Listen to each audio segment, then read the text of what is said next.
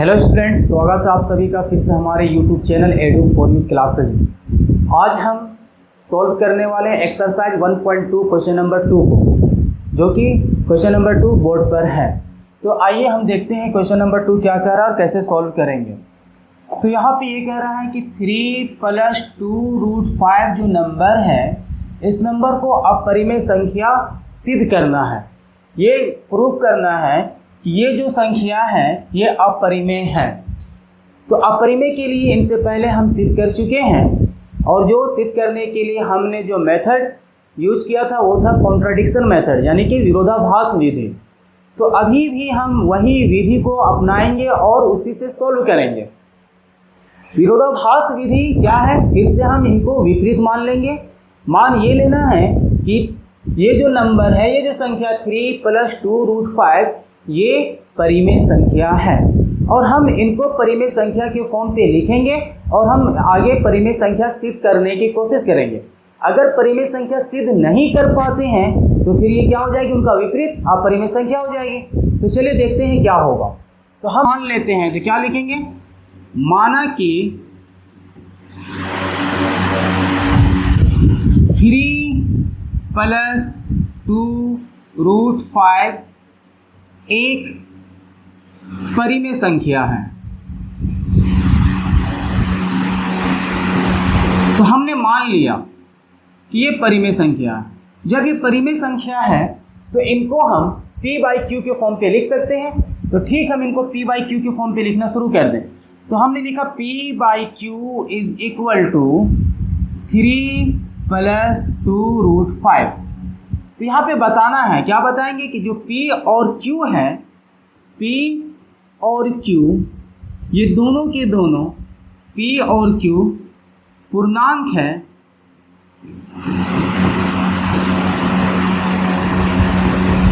और क्या है, तो ये दोनों सह अभाज्य है, सह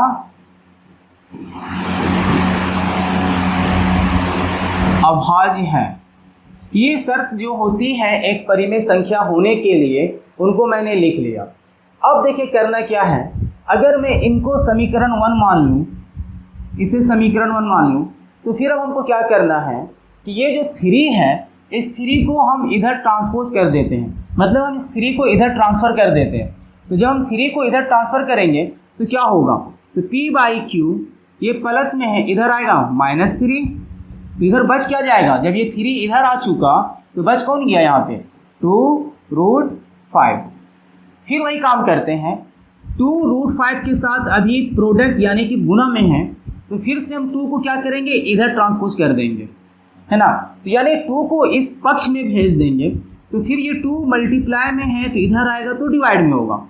तो अब होगा क्या, उनसे पहले आप इनको सोल्व कर लेते हैं। इनके नीचे 1 है और एलसीएम लेकर के हम इनको पहले क्लियर कर लेते हैं। Q, अब Q की टेबल से Q 1 टाइम्स पे, 1 को P से मल्टीप्लाई करने पे P, माइनस 1 के टेबल पे Q टाइम्स पे, तो Q को इनसे मल्टीप्लाई करेंगे तो ये हो जाएगा 3Q।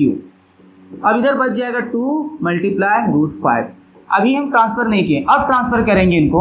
तो ये 2 मल्टीप्लाई में इधर आएगा तो डिवाइड में, तो ये क्या बनेगा इक्वेशन, P - 3Q/Q,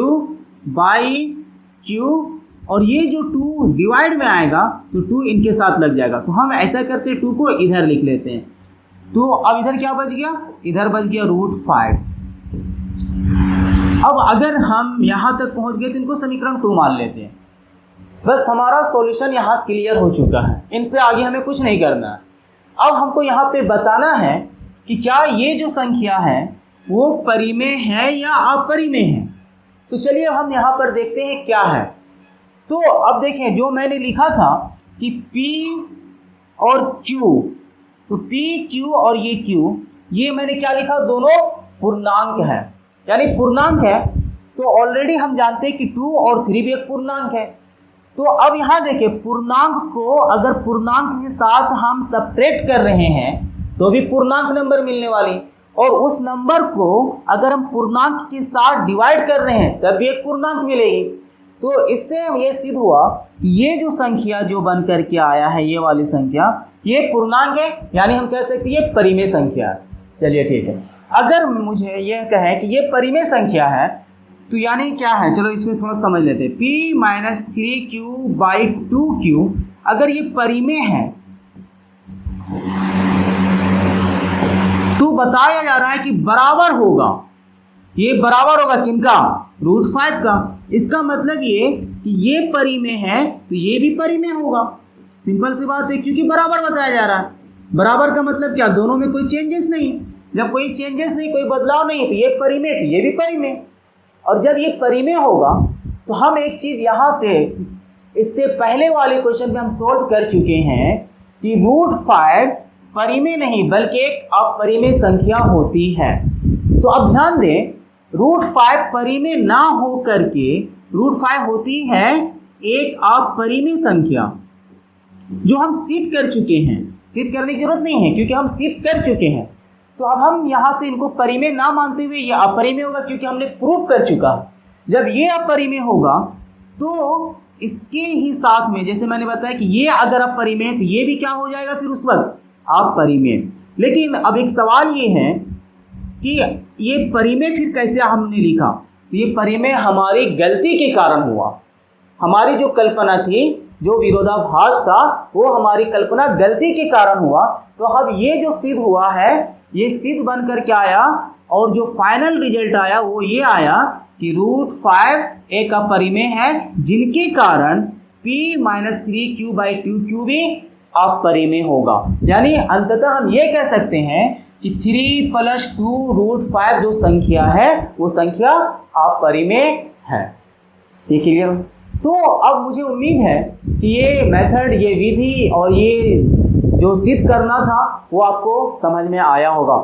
अब अगर समझ में आया है तो ठीक एक्सरसाइज 1.2 का क्वेश्चन नंबर 3, जो इसी तरह के सिमिलर क्वेश्चन है, उनमें भी सिद्ध करना है आपको कि अपरिमेय संख्या। तो एक बार चलो देख लेते हैं क्या है, किस टाइप की क्वेश्चन है। तो हम देखते हैं यहाँ पर, ये इसमें भी क्या करना है, अपरिमेय सिद्ध करना। 1/√2, 7√5 और 6 + √2। सेम विधि से जाएंगे आप, जिस विधि से हमने आपको सोल्व करके अभी दिखाया है, जो हल करके दिखाया है, सेम विधि करेंगे, सिर्फ संख्याएं चेंज है और आपको यहाँ सिद्ध करके बताना है। तो ये अब आप काम करेंगे, और फिर इनको करने के बाद अगर कहीं दिक्कतें होती हैं तो आप कमेंट में पूछ लेंगे, हम उनका उत्तर देंगे।